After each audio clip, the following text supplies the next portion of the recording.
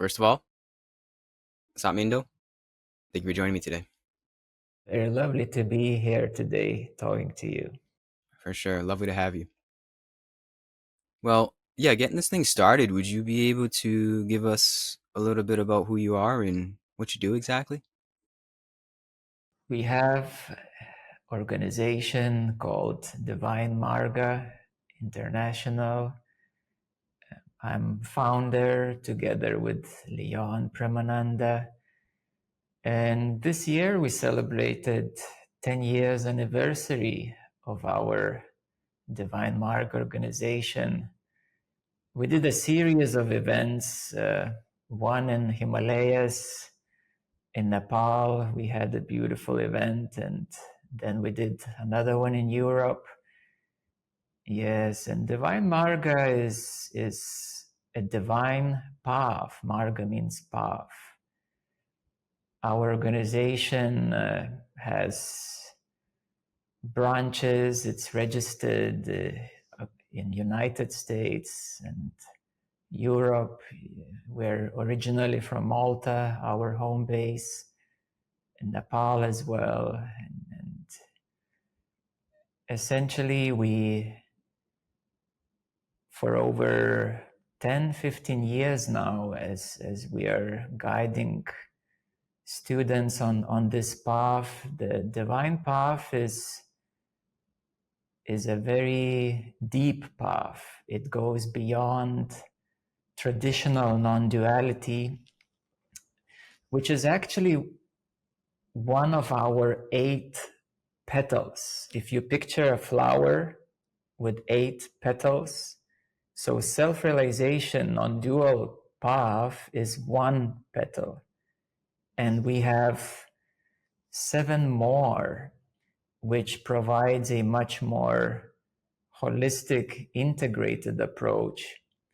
Because over the years, helping thousands of students open to higher levels of consciousness, we have noticed that some of them have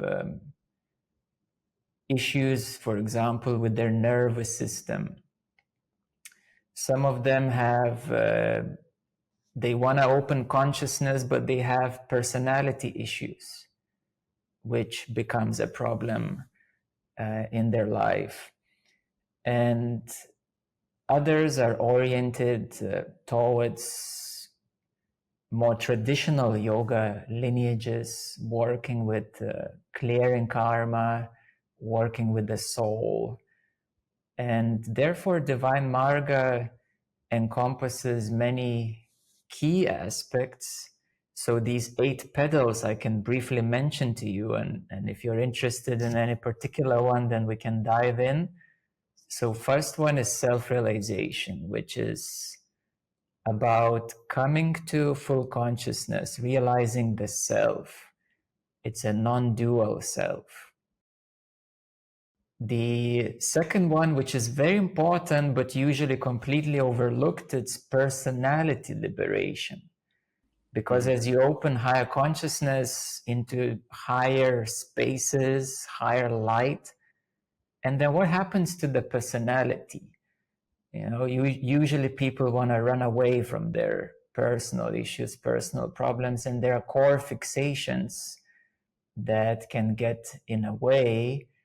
So that's a petal number 2. We use a specific, very deep model called Enneagram. Maybe you're familiar with that. And it allows to very clearly see those deeper patterns, core fixations, ego fixations along the higher levels of consciousness. Then the nervous system is the third aspect. And this is where, when people do a lot of energy work, we do consciousness transmissions. And sometimes the nervous system struggles. And therefore, the nervous system is the physical aspect, the new path of neurons and your brain, your spine, and all of it. And sometimes they struggle a lot. So we do various meditations nervous system integration practices to support that higher consciousness. Because you open up higher light, but how do you support it? And that's where nervous system integration works comes in. Then we have aspect number 4 on this. Remember this beautiful flower, like a lotus flower with petals? The 4th aspect is the divine light and sound stream. It is known as Shabd. If you know one of the major world religions called Sikhism, they're the most popular one to use the Shabd. It's a very devotional path. It's a very God-aligned path. But many mystics, such as Rumi, Kabir, and many very high realized beings have all mentioned the soundless sound. Even the Zen masters say, what is the sound of one hand clapping? So they all indicate that there is this soundless sound. And in a usual spirituality, which is very popular all around, everybody knows the mantra Om. But this mantra is only one mantra as part of the divine light and sound stream, which simply signifies the sound of our universe. The Om is the sound of our universe, because universe means one universe song. One song. There are other universes, they have other mantras, other sounds, not Om. At the same time, aspect number 5, or the petal of the flower number 5, is the divine name and divine nectar. And this is what gives that blissfulness, that nourishment. In the Bible, in the ancient texts, even in the Egyptian mythology, there is known as sustenance, divine sustenance called manna.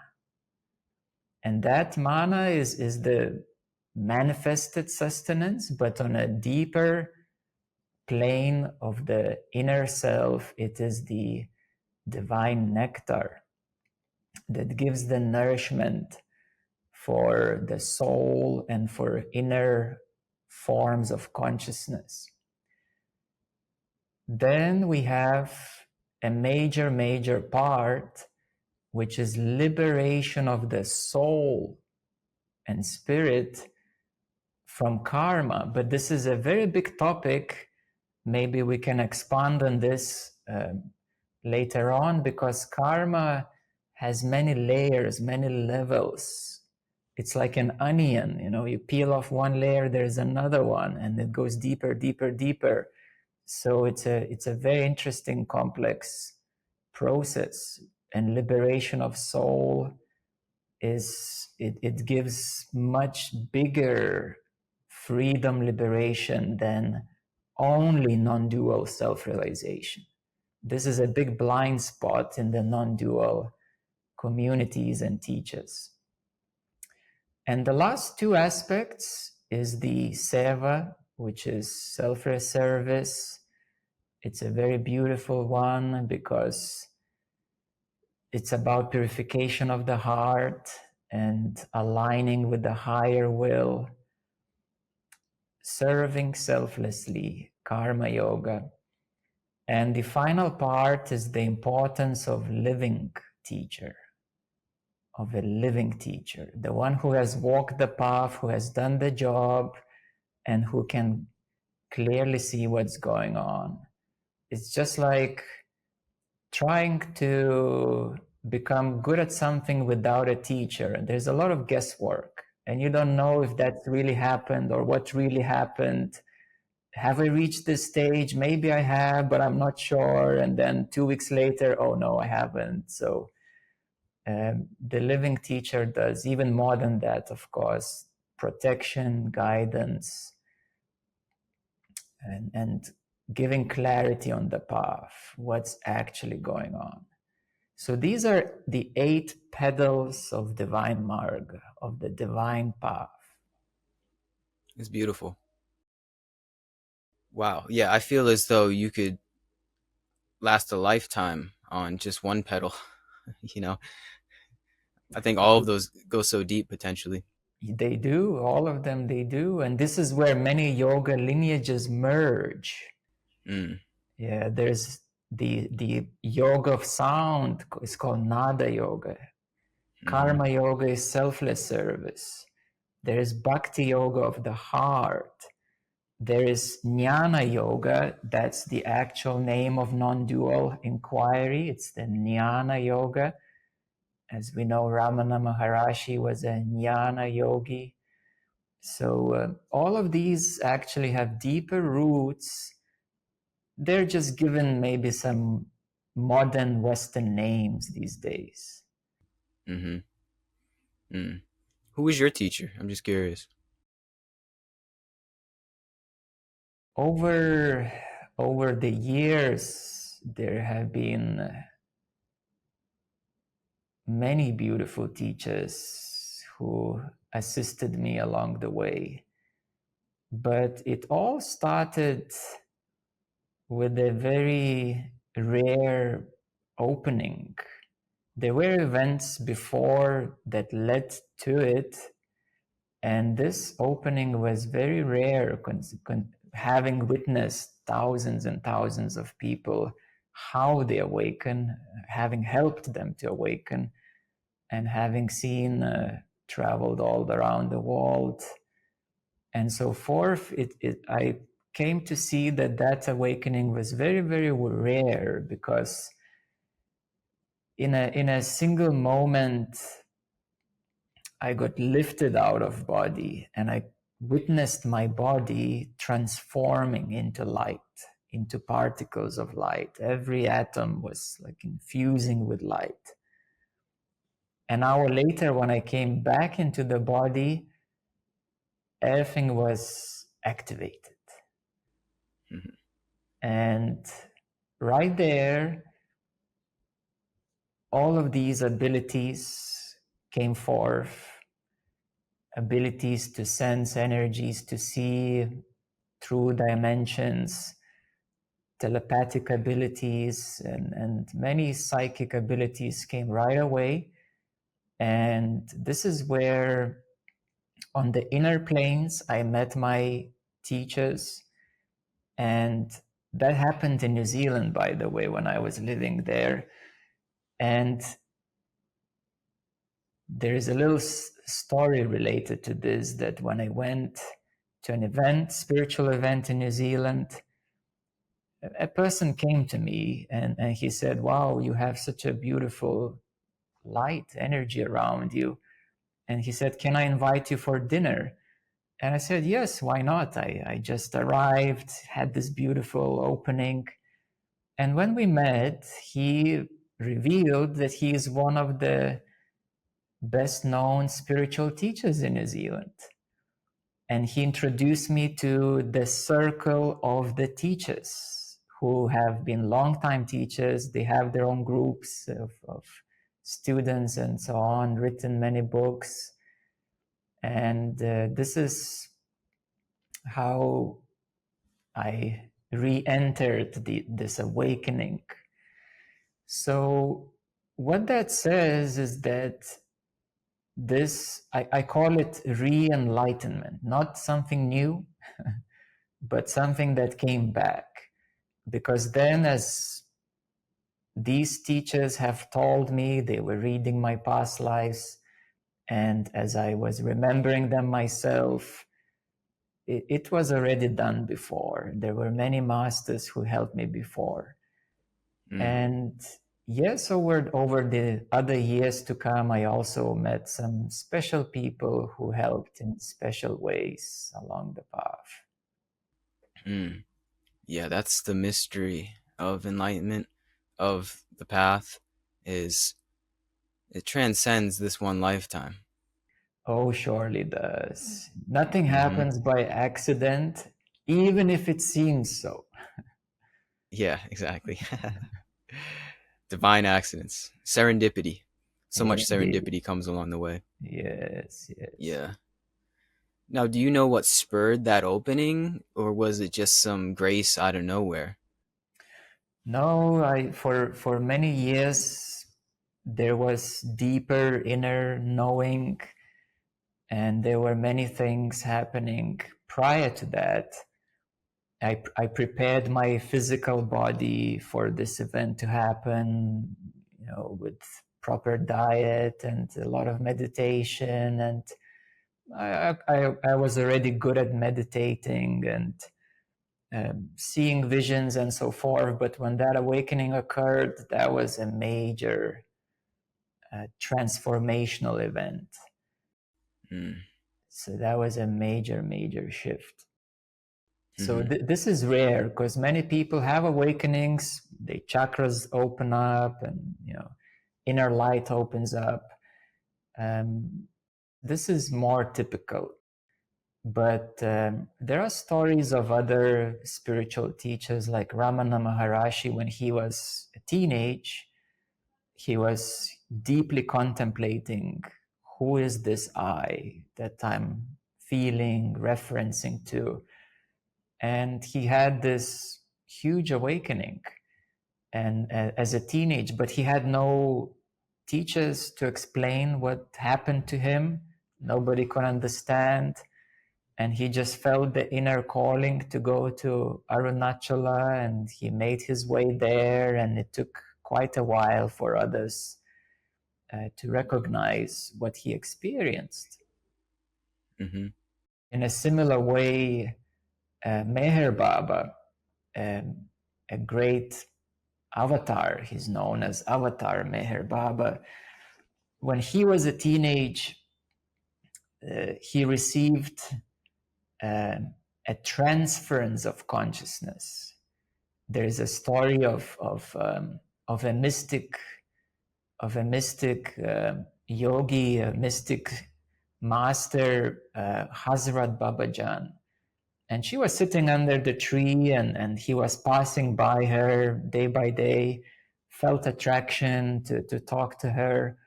And one day she touched him on his forehead, on his third eye. And he was not only shocked, but he got blasted away in a really high consciousness that for 6 months he was really struggling to cope with it. It was a bit of a turbulent time, very unexpected, and that's another example of a really huge awakening that it may happen spontaneously, or it may happen with certain trigger event. Whichever way it happens, then anyways, there is a process of integration. And those students who work with a living teacher, they're supported in an integrated approach, which is more softer, which is more gentler in a way. Though I do have many students who come and they get blasted out, but in a sustainable manner, because they can ask questions. We immediately there is support available, and exactly what they need. Mm. So this is better because there is support, there is great care. But if something like that happens out of nowhere, it can be very disturbing in a practical life. Mm-hmm. And this is what we try to avoid, and to support students in the most holistic, in the best way, exactly what they need. Mm. Yeah. On that note, I feel as though personally the most important pedal that you mentioned is the teacher. Do you think there is, like, for the 21st century Western man and woman, a how do I put this, like a hierarchy in terms of your pedals? Some that are more important than others? Self-realization path is the most appealing for Westerners. because it has that mental component of contemplation, inquiry. Um, this is more understandable for the Westerners. There is a smaller percentage of Westerners who are more heart-centered, as a bhakti, as a way of the heart. And typically there is a lot of unclarity what's going on, because they follow some guru and they sing the songs and they have a good time, but they experience love, but then they don't know, where they have progressed, what's going on. Have they actually made a good progress in 5 years, or they're just circling around the same level of consciousness? Now, there are, of course, many people who assume or even try to prove that there is no need for any teachers. They can do it all themselves. And typically they face great challenges. Sooner or later, they bump into the walls. And when they do come to a teacher after exhausting everything that they can do themselves, when they do come to a teacher, they realize they barely scratched the surface, and they spent 5-10 years exhausting, doing everything on YouTube and traveling here and there and there, and all the tantra things and chakra things, and speaking their truth, and sharing the truth. And then that's called, speaking one's truth. It can be a tricky thing, because it can come from the spiritual ego. Because speaking my truth and not caring about anybody else, well, let's have some sanity and some just common sense that it does sound egoic. Yeah. Yes, and unfortunately, many spiritual seekers end up in this place. I've seen that a great percentage of people who go all around, Bali and festivals and all of these places, events, and all of it. And after they reach that stage, they reach that max, and then they stay in it. And after years of stagnation, but assuming that they're making a progress, they really get absorbed into the spiritual ego, and that stinks. Yeah. That's a tricky one. Mm. I also believe, and you mentioned it too, there is this dharmic transmission that comes from someone that is just simply further along the path, you could say, someone a little bit wiser, someone that has the transmission themselves, that goes beyond words, that really goes beyond practical knowledge. That is sometimes just as simple as touching somebody on the forehead. Exactly. One of the great masters was Neem Karoli Baba. Mm-hmm. And we've been to his ashram in India. We organized many retreats. Every year we organize many retreats around the world, and we've been in India so many places, hosting satsang events.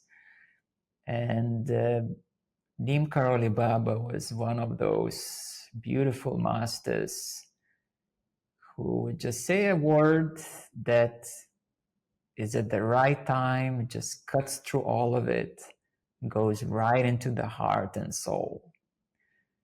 And of course, if one is familiar with Neem Karoli Baba, he was a guru of Ram Dass, the American spiritual teacher, very famous in the 60s, and Harvard professor who took LSD, and has an interesting story to it. But later on, even many tech CEOs went to visit Neem Karoli Baba ashram, because they they could see that there is something very special there beyond words. Mm-hmm. And even beyond his body as well. Of course, body is just a shell. It's the Yeah. clothes that the soul wears Mm-hmm. for a brief time. Mm-hmm. And his presence is even greater than it was in the 60s now. Yes, indeed. It's everywhere now. It has spread beautifully around. Yeah. That's the mark of a true master is their resonance reverberates through time. They are timeless. Yes, and to recognize a spiritual teacher, a great master, is not to look so much outside, Mm-hmm. but to try to feel within. And if you have your inner sight open, try to see into the soul of that teacher, deeper within. Try to see into the inner form of the teacher. Because throughout the ages, there have been many famous people, who appear to be big, but within there isn't much. They have a charming personality, great marketing team, and Mm-hmm. they can appear to be very big, but at the soul level there isn't much.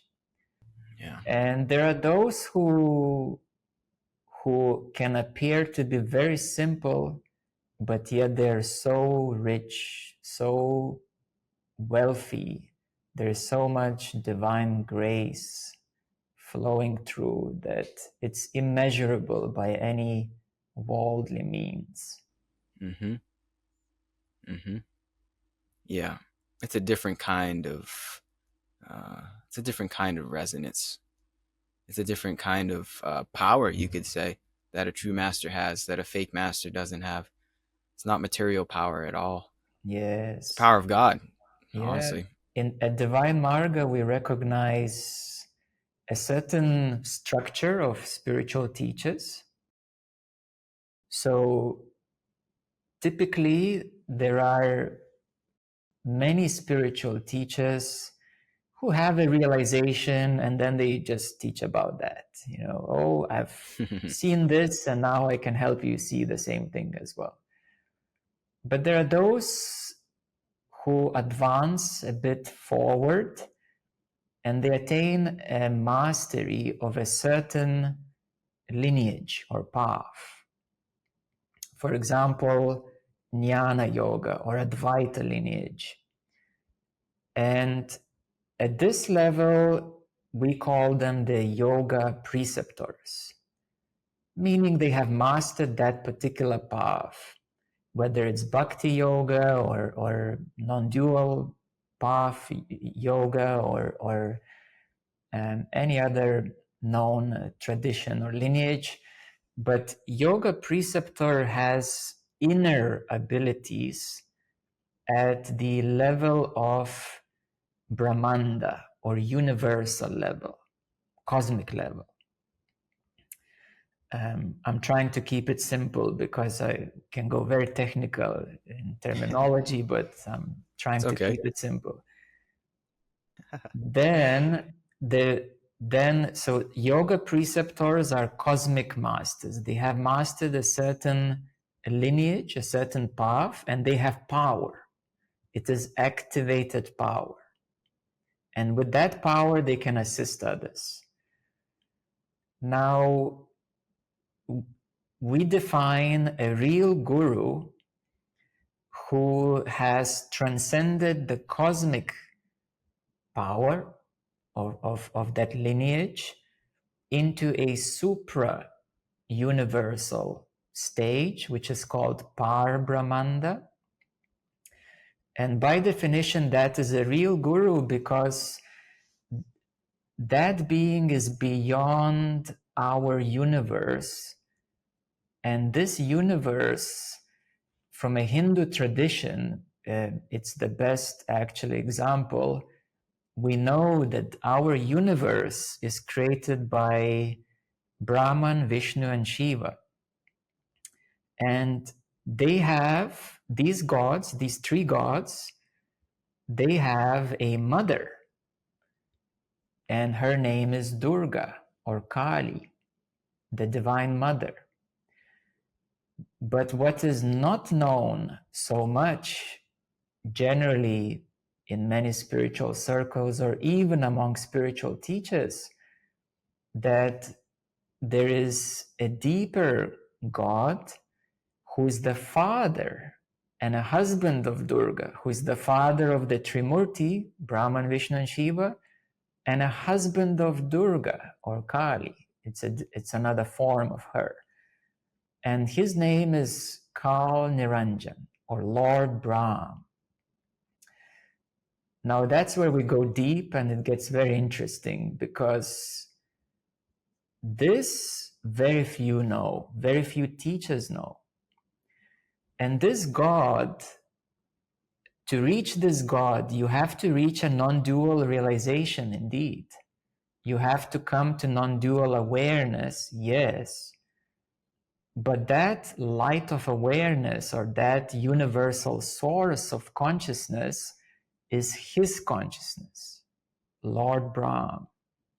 That infinite light, it can be blissful, yes, but it is his light. And in a greater cosmological sense, the spiritual masters know that this God is not the real God. And therefore, it is he who has created the universes of duality, of which one of them is ours. And the mantra of our universe is Om. Now, very few masters know how to go beyond that God and the light of awareness, non-dual consciousness at that stage, which is not ultimate, and it's not the true freedom. So those who make pass way through that stage are the real gurus. Mm-hmm. And they are in the Par Brahmanda universes. They are in the light of Par Brahmanda. So by definition, these are the real gurus because they have went beyond that initial non-dual stage, initial universal consciousness, and they have seen that trick, how it's played on the souls who don't know this. So very few make it to Par Brahmanda, and those who do and who become anointed, or in other words, empowered, they're the real gurus. Now, I'm still speaking about the structure of the teachers, spiritual teachers. There is another level of Sat gurus, not the one on YouTube. No, no, no, no, no. Not the one on YouTube, Sadhguru. He actually is a yoga preceptor. Mm-hmm. That's where he is. That's where his soul is. That's where he draws his power from. The real Sadgurus are those who went one more step further from the Par Brahmanda into the true divine abode. And in the true divine abode, there are further 6 stages that are known. And Sadgurus are those who make it to the true divine abode. And there are further degrees along those further 6 stages on the path. Now, this is not known, but yet it is, because one of the major world religions, Sikhism, they have clear definition of this picture.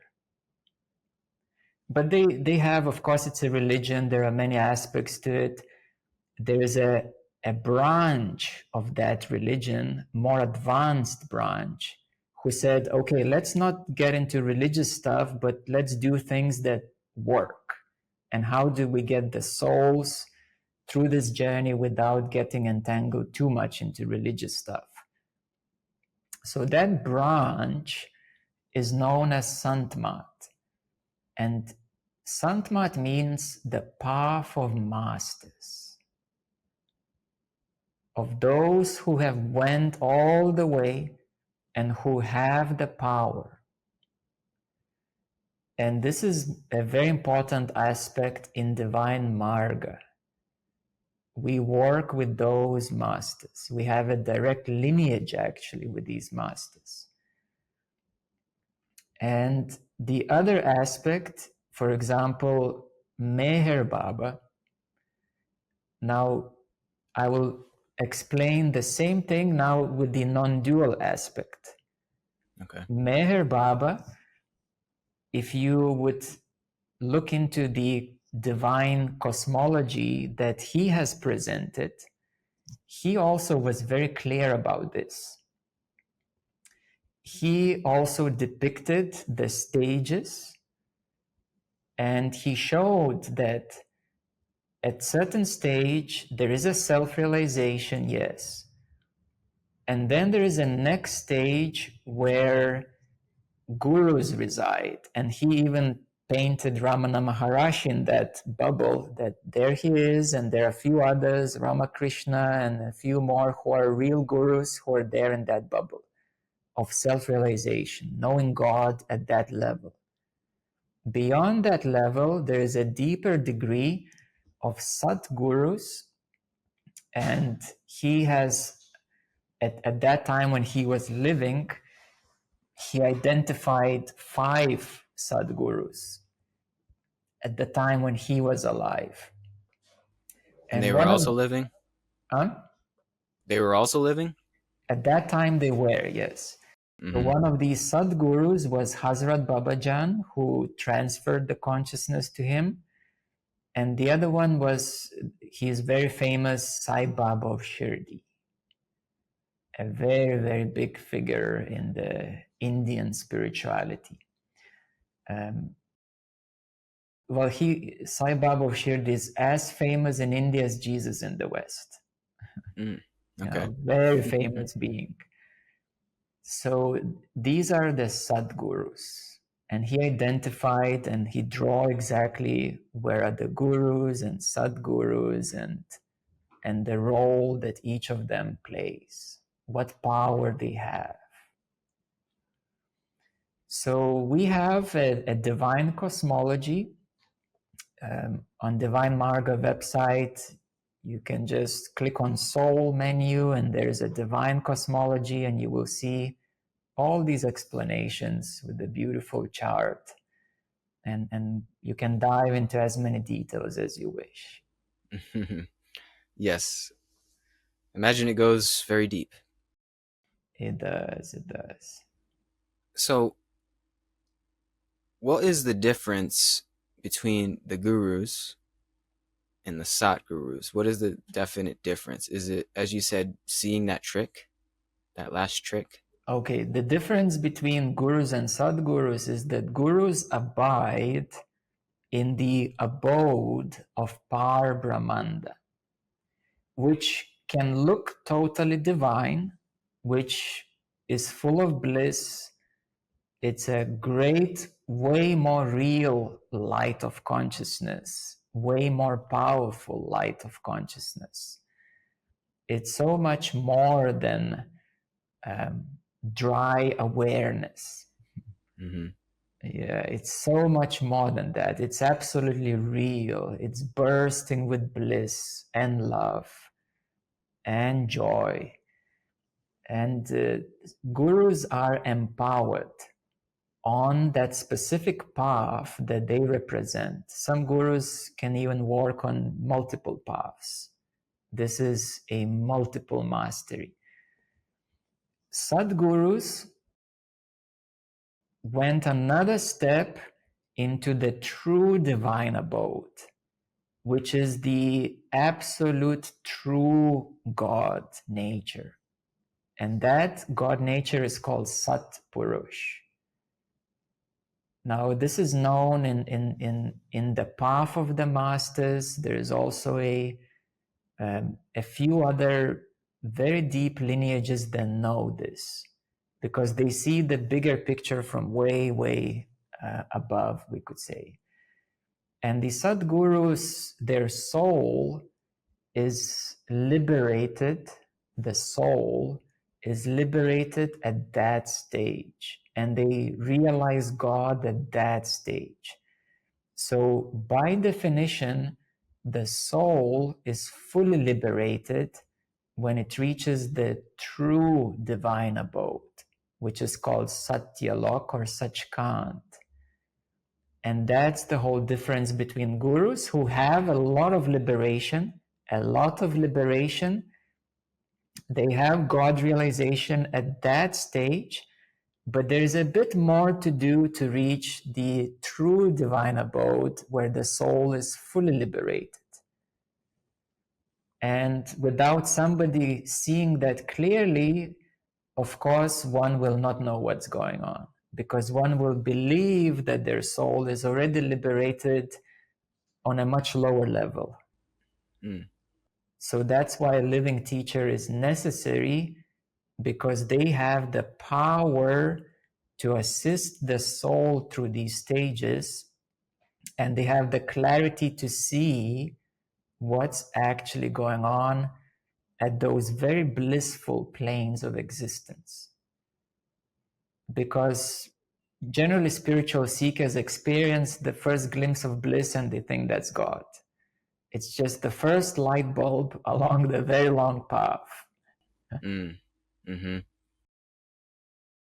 Now, would you say the difference as well, correct me if I'm wrong, is that the gurus still have karma? There's still there is still an essence of suffering in some way? Karma is a very multi-layered approach. Um, Karma also is not easy to be identified when it's subtle, when it's very deep. Karma can be dormant even.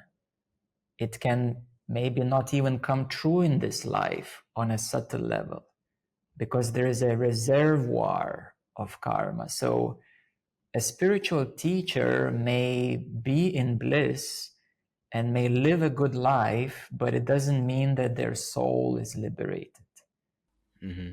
And this is very, very typical, especially for non-dual teachers, because they speak of liberations, and yet at the soul level, it's all ignored and chucked in the wardrobe and closed door. Mm. So karma has many degrees according to these planes of existence. There is karma in the biophysical life. There is karma in the subtle plane of existence called Anda universe. There is karma at the cosmic level called Brahmanda. There is karma at a universal level that the soul deals with. There is karma at the supra-universal level, Par Brahmanda. And only when you reach the divine, then the soul itself sheds the very last bits of it. Mm-hmm. So, all in all, the destination, if there is a destination, is to become one with God. That's the simplistic answer, yes. Putting it very simply, yeah, we're all working our way back to God.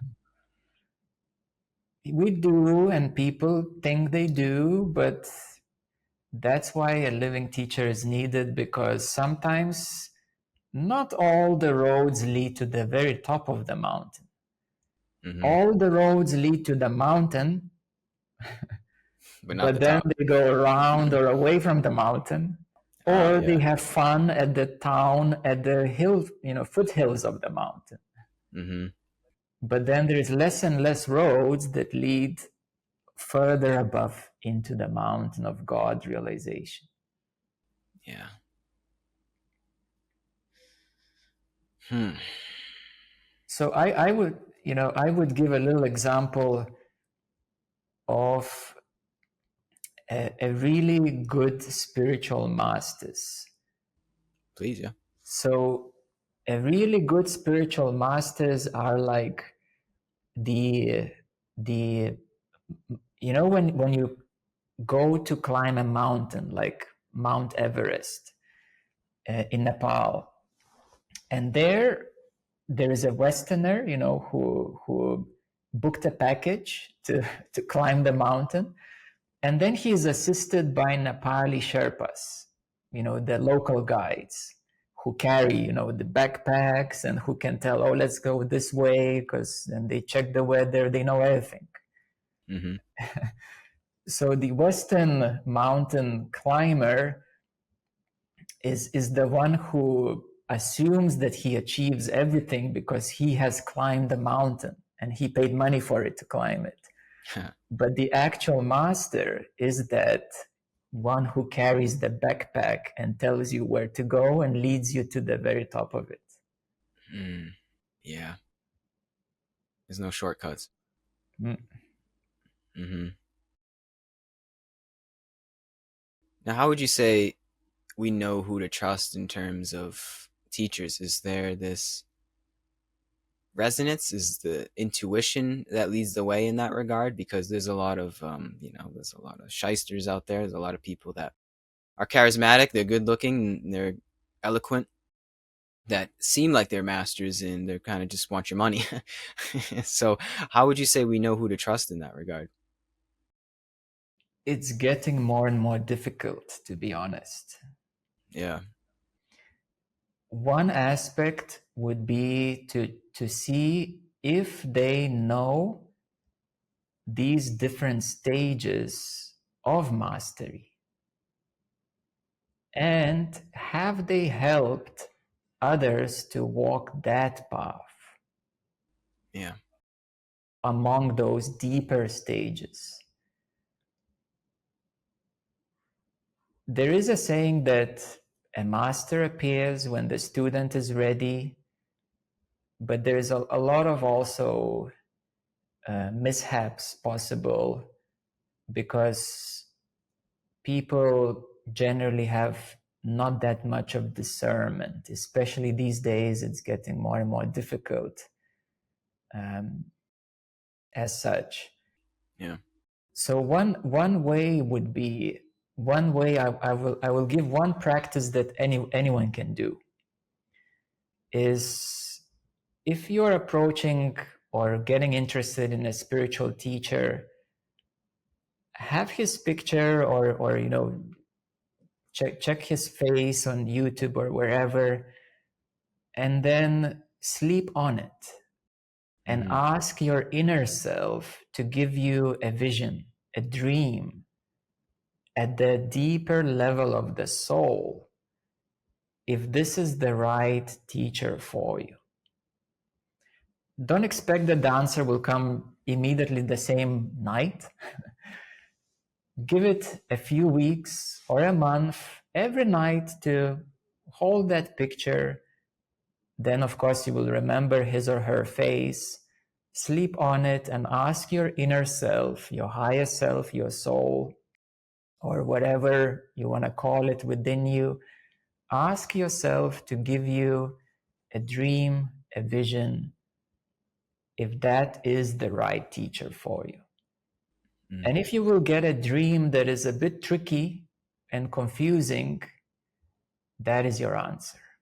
Something will be tricky and confusing. Mm.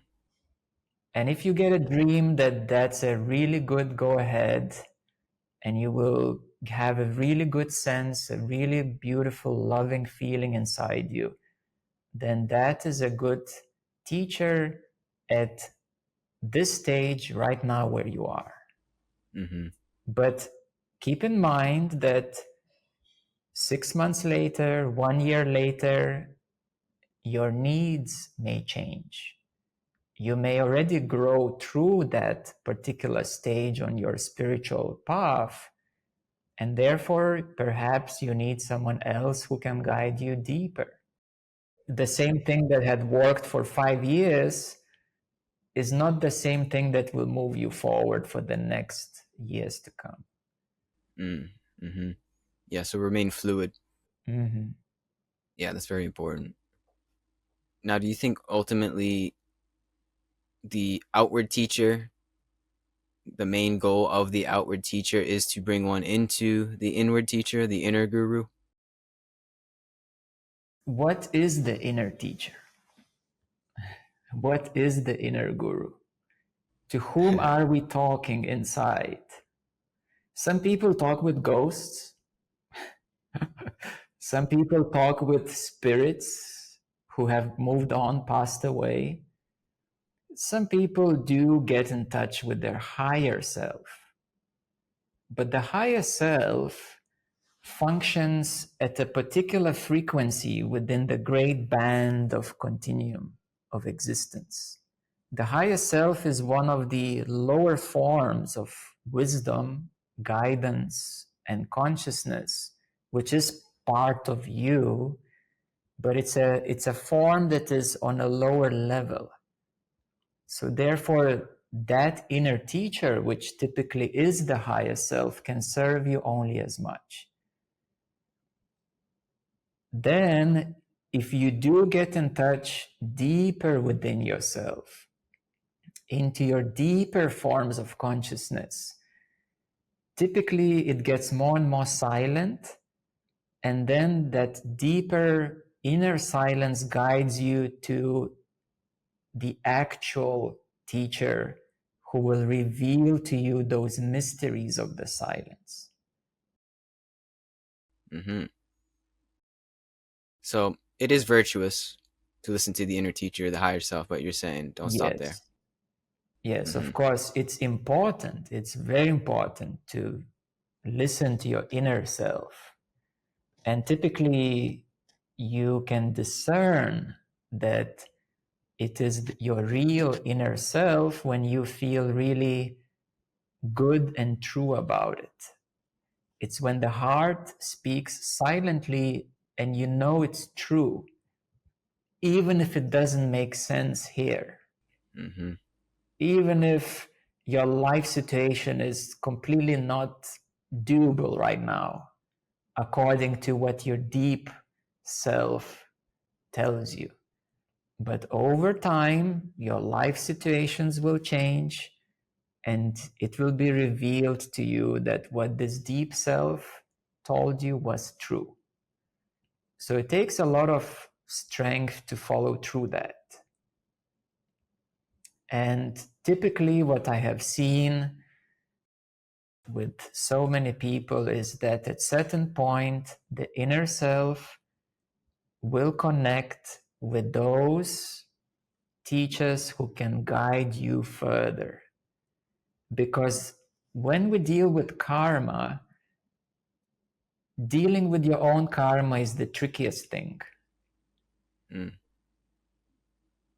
Mm. It's like it's in a plain terms, it is easier to help somebody with their problems than to solve your own problems. Yeah. That's why we have many consultants, who help to solve problems. But solving Mm. your own problems is the most difficult. Mm-hmm. Mhm. Yeah. Yeah, I mean, is that the essence of the path? Is just getting out of our own way?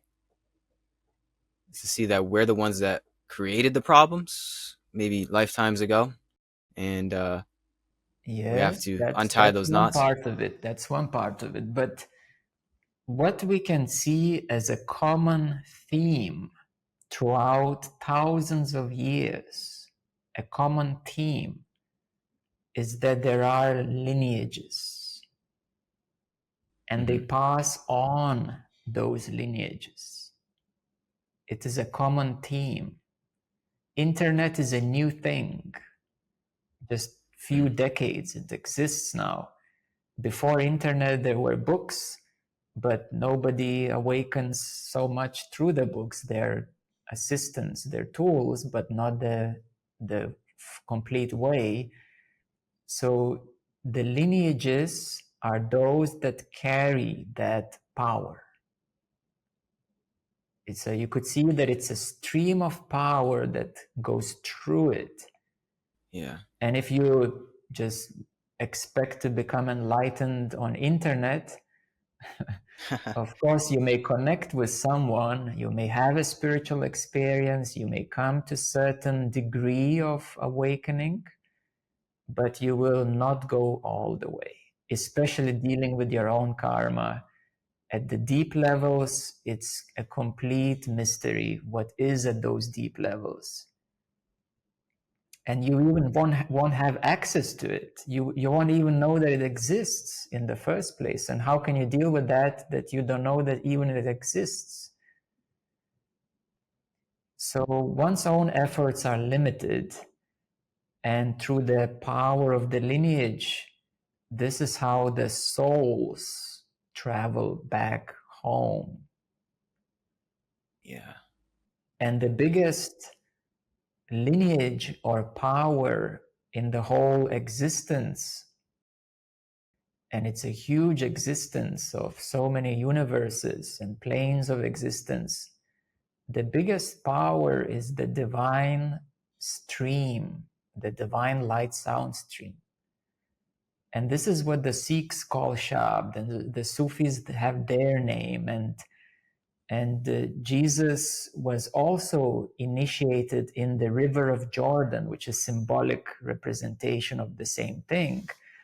Baptism in Christianity, it's the same thing. Why do you put the head in the water? And why do Hindus go and bathe in the holy rivers? We see Yeah. the same theme, that there is a river. And those who are deeper mystics, they know that that river is not a physical river. It Mm-hmm. is the inner river. And that river is the divine light sound stream. And that's how the souls go back home. Mm. Yes. That's so powerful. This is something that I've always known, and you're just painting different pictures to me. That it's always been in there, but just it's just coming to light now in a different way. In terms of the river, I always say it's like a chain link, like it's a chain link of dharma. But the river is also a nice metaphor. You get swept away by this river, this flow that is somehow embedded in the word, right? Even the Bible says that there was the Word of God. And what is the Word? It's a sound. So basically, that sound has created the universe. Mm-hmm. And that sound is vibration. Vibration is energy. Energy is matter. So that sound, the original word, has created everything. And that sound goes beyond our universe into higher Parbrahmanda universes. And where is the wellspring of that sound, the original word of God? This is where Meher Baba beautifully has brought into his teachings the word of God. And Meher Baba kept silent for 43 and a half years. And he transmitted that silent word of God through his transmission. So it is the same divine light sound stream, which is the word of God, which at the lower level, it's called prana or chi, life force energy. But that is already a low level manifestation of it that sustains all life.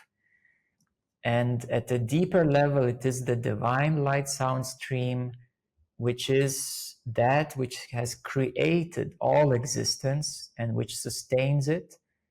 It is through that stream that souls came into existence, and they will go back home one day when the karma is cleared Mm. and God is realized. Mm. Very powerful. Very, very powerful. Yes. I mean, I think that's a good note to wrap this up at. But I want to be able to talk to you again for sure. There's definitely a lot more we can tap into. Like, there's a part of me that says, wrap it up. That's a beautiful note to wrap it up at. But then there's another part of me that wants to sit down with you for a few more hours. Yeah. But I think For that's a good note to wrap today, this up. we can pause here for Yeah. today. And yes, there is so much more into it. It's so beautiful, and it just goes more and more beauty, more and more bliss, Mm-hmm. more and more love, unseen, unknown, and yet there is more and more and more. Mm-hmm. And that's the most beautiful thing, that God's nature is more and yet more and more and more. It is Exponential beauty. truly infinite. Yeah. Mhm. The never ending miracle. It is. Mm-hmm. Also, what came to mind is interesting how the first level of enlightenment or awakening in Buddhism is stream entry, right Mhm. there, Yes, right entering the there. stream. Entering the stream. Mm-hmm. I feel it. And once you enter it, once you dip your toe in, you don't go back. No, Once you taste the nectar, you don't go back. once you taste the nectar, and that's one part of it, the divine nectar, Mm, nothing will ever match in this world. Nothing yep. tastes the same. Mm-hmm. Well, hey, Mindo, I thank you for joining me today. This was a wonderful conversation. You're very wise, and I honor having you on here. Seriously. Thank you, dear Gary. Thank you, everyone. They're beautiful souls. Much love to you. Namaste. Much Namaste, love. Mindo. Peace and love. Bye, Peace and everybody. love.